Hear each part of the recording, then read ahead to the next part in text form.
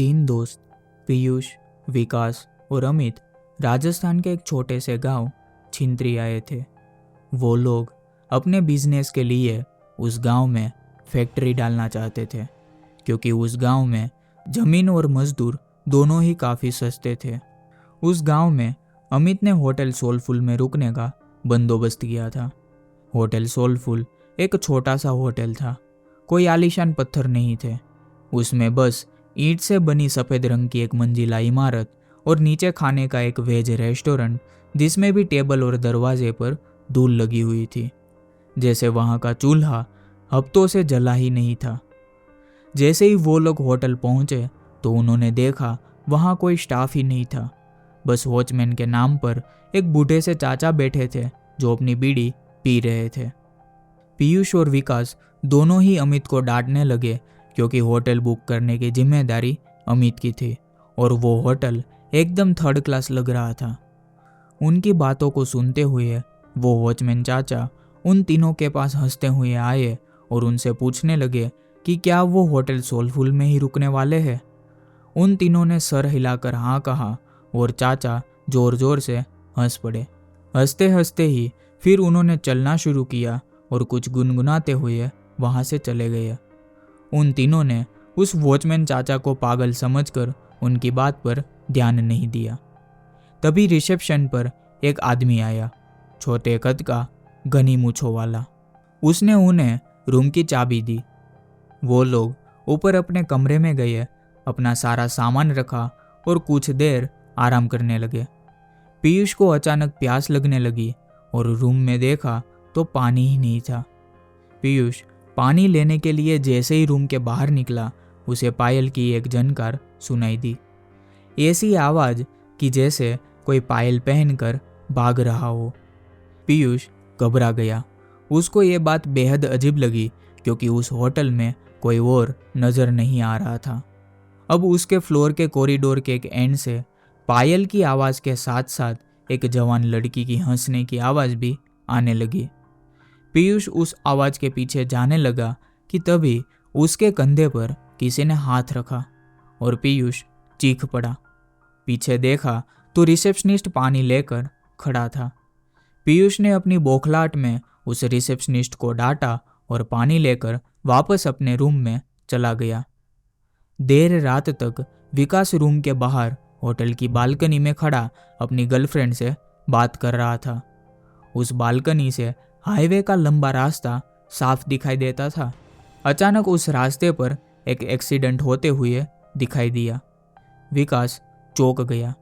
वो नीचे दौड़ लगाने के लिए जैसे ही मुड़ा तो उसके पीछे सफ़ेद कुर्ते में एक बूढ़ा सा आदमी खड़ा था।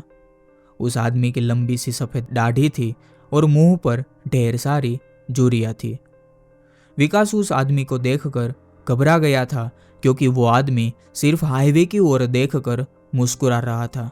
फिर अचानक से उसने विकास को देखा और उसने हंसना बंद कर दिया। वो आदमी जैसे ही विकास की ओर बढ़ा तो विकास डर कर अपने रूम में आ गया। रूम में आकर जब उसने अपने रूम की खिड़की से उस हाईवे पर देखा तो वहाँ पर कोई भी एक्सीडेंट नहीं हुआ था। अगले ही दिन तीनों फैक्ट्री की साइट देखने के लिए निकले, लेकिन गाड़ी शुरू होकर थोड़ा ही आगे बढ़ी थी कि अचानक बंद पड़ गई। साइट जाने के लिए कोई बस या सवारी भी नहीं थी, तो उन तीनों ने रिसेप्शनिस्ट के कहने पर शहर से एक मैकेनिक को बुलाया। 3 घंटे बाद जब मैकेनिक आया तो उसने थोड़ी देर तक गाड़ी को देखने के बाद कहा कि गाड़ी को वर्कशॉप ले जाना पड़ेगा। वो तीनों मैकेनिक के साथ ही टो करने वाली गाड़ी में चले गए और साइट पर उतर गए। साइट देखते देखते शाम हो गई थी। उनको मैकेनिक का कॉल आया कि उनकी गाड़ी पूरी ही तरह से बिगड़ चुकी है और वो कब तक ठीक होगी वो कहा नहीं जा सकता। अब उन्होंने वापस जाने के लिए ट्रक वाले से बात की और उस ट्रक वाले को होटल पर खाना खिलाने का लालच दिया। लेकिन जब उन्होंने उस ट्रक वाले के सामने होटल सोलफुल का नाम लिया तब वो ट्रक वाला बेहद ही घबरा गया। उस ट्रक वाले ने उन्हें बताया कि होटल सोलफुल में भूतों का बसेरा है। उसने कहा कि होटल सोलफुल एक कब्रिस्तान पर बनाया गया था। एक नहीं बल्कि 100 से भी ज़्यादा भूत वहाँ रहते हैं और इसीलिए वहाँ कोई भी नहीं जाता। पीयूष और विकास के साथ हुए हादसों ने उन्हें सोचने पर मजबूर तो किया, पर अमित भूत, प्रेत और सुपरनेचुरल चीज़ों में नहीं मानता था। उसने ये बातों को रफा दफा कर दिया और ट्रक ड्राइवर से कहा कि वो उन्हें होटल से थोड़ा ही दूर उतार दे। बहुत मनाने के बाद वो ट्रक वाला मान गया और वो तीनों जैसे तैसे करके होटल पहुंचे। देर रात हो चुकी थी और वो तीनों कमरे में लेटकर आराम कर रहे थे। अमित भी लेटे लेटे अपने फ़ोन से खींची फोटोज को देख रहा था, लेकिन अचानक वो उठकर बैठ गया। ऐसा लग रहा था जैसे उसके होश ही उड़ गए हो। उसकी तस्वीरों में उनके ही कमरे में कई सारे बच्चे दिखाई दे रहे थे। वो बच्चे शायद जो उस होटल में बसे भूत थे। अमित के हाथ पांव ठंडे पड़ गए। उसने पीयूष और विकास को जब फोटोज के बारे में बताया तो वह तीनों बहुत ही घबरा गए। वो उस होटल के रिसेप्शनिस्ट को ढूंढते हुए नीचे आए, लेकिन रिसेप्शनिस्ट का कोई नामो निशानी नहीं था। वहाँ उन्हें वो बूढ़े चाचा बैठे हुए मिले। उन्होंने ये सब उन बूढ़े चाचा को बताया तो उस बूढ़े चाचा ने हंसते हुए कहा कि जब वो होटल के अंदर आए थे तो 4 आत्माएं तो उनकी गाड़ी के ऊपर ही बैठी हुई थी। उन्होंने बताया कि होटल सोलफुल में पिछले 18 सालों से भूतों का साया है। जब से यह होटल बना था तब से यहाँ के भूत होटल में आने वाले लोगों को जिंदा वापस नहीं जाने देते। किसी के एक्सीडेंट करवा देते हैं तो किसी को आत्महत्या करने पर मजबूर कर देते हैं।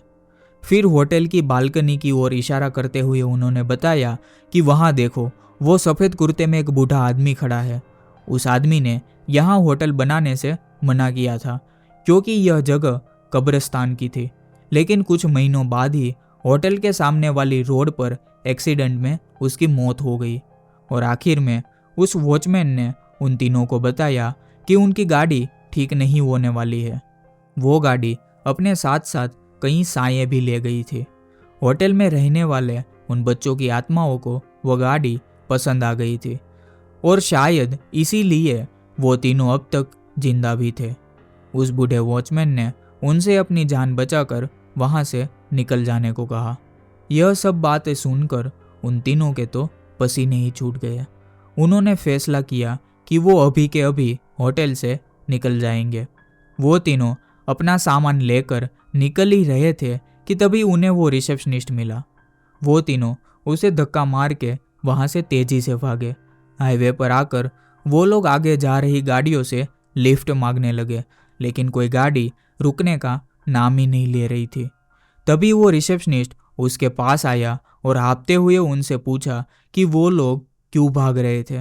रिसेप्शनिस्ट उन्हें होटल में वापस आने के लिए कहने लगा और तब अचानक हवा के झोंके से उसका मफलर उड़ गया और वो तीनों को उसके गले में फांसी के फंदे का निशान दिखाई दिया। वो देखकर उन तीनों के पैरों के तले जमीन ही खिसक गई। वो समझ गए थे कि शायद यहाँ पर सभी मर चुके हैं और कोई भी जिंदा नहीं है। तीनों डर के मारे हाईवे के रास्ते पर भागने लगे। भागते भागते जब वह लोग कुछ दूर तक पहुंच गए तो उन्होंने पीछे पलट कर देखा।